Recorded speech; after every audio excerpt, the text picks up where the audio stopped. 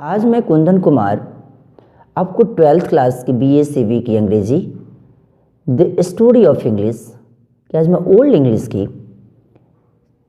Chapter की चर्चा करूंगा, जिसमें आप देखेंगे कि ओल्ड इंग्लिश लिटरेचर में क्या क्या हुआ। इससे पहले भी मैंने वीडियो इस चीज़ से रिलेटेड डाला भी है, जो कि Scandinavian influence on old English, Scandinavian influence on old English vocabulary, इससे रिलेटेड था। अब इससे भी मैं ओल्ड इंग्लिश लिटरेचर से स्टार्ट करूंगा, और इसे समझने से पहले आप उसे पहले अवश्य ही देख ले, तभी जाके ये समझ में आएगा, नहीं तो नहीं समझ में आएगा। कहता है क्या कि ओल्ड इंग्लिश लिटरेचर से स्टार्ट कर रहा हूँ। The literature of the Anglo sections is of two types. Anglo Saxon लोगों का साहित्य कितने प्रकार का था? दो प्रकार का। The first is that which was undoubtedly brought by the Germanic tribes. पहला तो वो था कि जो कि निसंदेह क्योंकि जर्मनिक ट्राइब्स के द्वारा लाया गया। वेन दे इन्वेडेड इंग्लैंड, जब जिस समय वे लोग इंग्लैंड पर आक्रमण किए। And is preserved in the oral tradition, जो कि आज भी इसे सुरक्षित रखा जाता है ओरल ट्रेडिशन के रूप में। The second is manifest in the songs, poems and religious writings found in manuscripts produced when literacy came to England.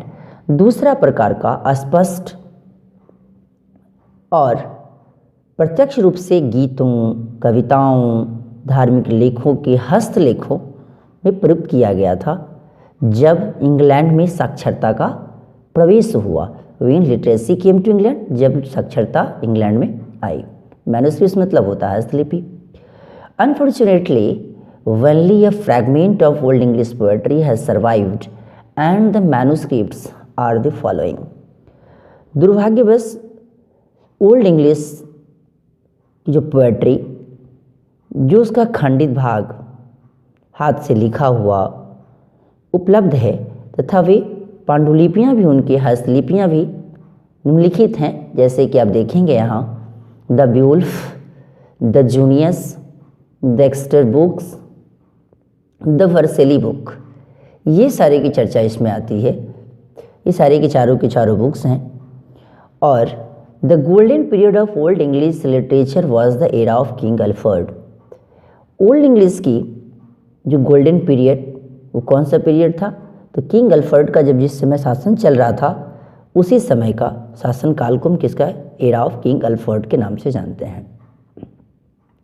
He was a scholar, soldier, lawgiver and ruler. वह क्या थे? तो एक scholar, soldier सैनिक, lawgiver and ruler शासक भी थे। When he became king there were not enough scholars to read the Latin service books and the early Christian literature. जब वह राजा बने, किंग राजा बने, तो लैटिन की सेवा पुस्तिकाओं को पढ़ने तथा प्रारंभिक ईसाई साहित्य के अध्ययन के लिए अपर्याप्त विद्वान उपलब्ध वहाँ नहीं थे। पर्याप्त विद्वान वहाँ उपलब्ध नहीं थे। King Alfred brought in teachers and scholars from abroad and he himself set out to translate many of the works in Latin into West Saxon including Bede's history. सम्राट अल्फ्रेड ने विदेशों से अध्यापकों तथा विद्वानों को आमंत्रित किया, उन्हें अपने देश में बुलवाया, और उसने स्वयं लैटिन साहित्य की पुस्तकों का वेस्ट सेक्शन भाषा में अनुवाद किया, जिसमें बीड द्वारा रचित इतिहास भी है। The most notable work inspired by Alfred was the Anglo Saxon Chronicle, जिसमें से अल्फ्रेड द्वारा एक इंस्पायर्ड बुक, नोटेबल बुक, वो कौन है? The Anglo Saxon Chronicle. This book is the first book of English pros and the first continuous history of European nation in its own language. यह पुस्तक अंग्रेजी गद्य की पहली पुस्तक है तथा यूरोपीय राष्ट्र का अपनी भाषा में प्रथम श्रृंखलाबद्ध इतिहास भी है। The year 1066 marks the end of Old English. जो पहले से भी पढ़े होंगे तो आपको पता होगा कि ओल्ड इंग्लिश पीरियड 449 AD से लेकर 1066 AD तक चला था। तो 1066 कोल्ड इंग्लिश की अंतिम अवधि मानी जाती है। The Norman conquest made England into little more than a colony of France. ये इंग्लैंड पर नॉर्मन विजय ने उस फ्रांस के उपनिवेश से कुछ अधिक स्तर पर ला दिया, अर्थात वह फ्रांस का क्या बन गया, तो एक उपनिवेश बन गया। कॉलोनी ऑफ फ्रांस वो क्या बन गया, एक फ्रांस का एक उपनिवेश बन गया। French became the language of the Kings court, justice, governance and education. अब फ्रेंच में राज दरबार, न्यायालय, प्रशासन तथा शिक्षा के क्षेत्र की भाषा बन गई। The language of everyday speech among the upper class in England was French. अब खास करके इंग्लैंड के जितने सारे जो हेवी वाले जो परिवार थी, उन लोगों ने क्या किया कि बस केवल फ्रेंच ही इस्तेमाल करते थे। उन लोगों का जो स्पीच का लैंग्वेज हुआ करता था वो फ्रेंच ही हुआ करता था। और the Normans had no interest in developing and patronizing a language such as English. In the absence of adequate patronage, English literary writing almost came to a standstill, जो कि अभी आप यहाँ देखेंगे।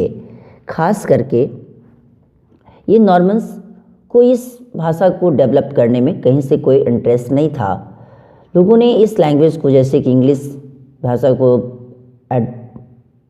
डेवलप करने में कोई इंटरेस्ट नहीं था। In the sense of adequate patronage English literary writing and most came to stand still. और इस एक पर्याप्त मात्रा में संरक्षक, उसकी देखभाल न करने वाले लोग को न होने के कारण वो उसकी स्थिति क्या रुकी रह गई। और in the sense of adequate patronage English literary writing almost came to stand still, वो रुका रह गया उस समय। However it continued to be the language of masses, लेकिन फिर भी तब भी ये उस समय की मासेस की जो लैंग्वेज हुआ करती थी वो कंटिन्यू यही लैंग्वेज चलती रही।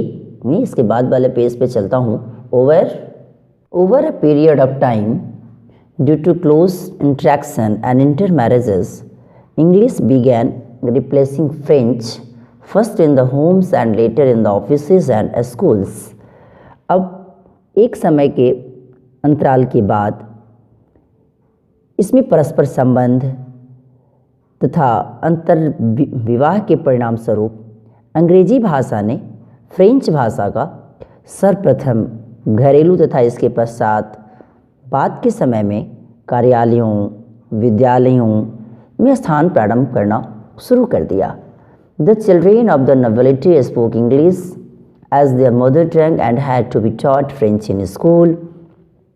और उस समय के जो नोबिलिटी की जो बच्चे हुआ करते थे, जो बड़े परिवार या कुलीन परिवार के जो बच्चा हुआ करते थे, अपनी मातृभाषा के रूप में अंग्रेजी में ही वार्तालाप करते थे, उसे बोलते थे।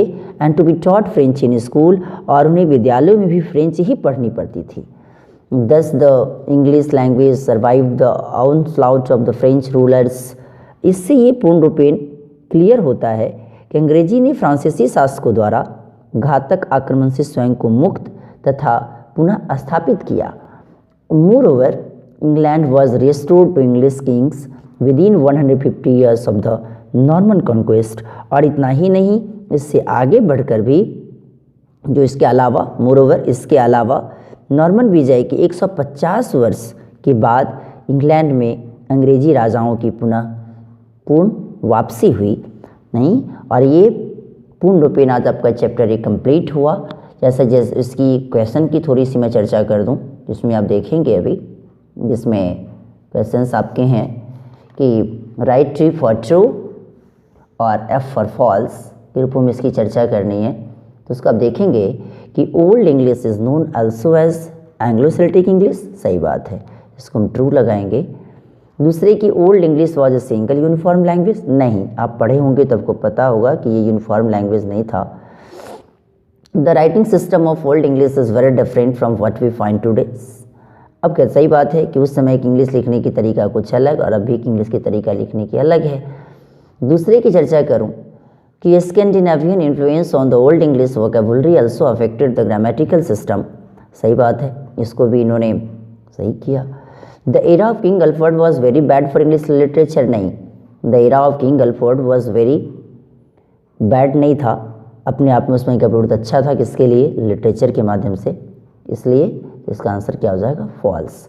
नहीं, ये तो आंसर वेरी ब्रीफली है, इसको तो खुद से आपको लिखना होगा।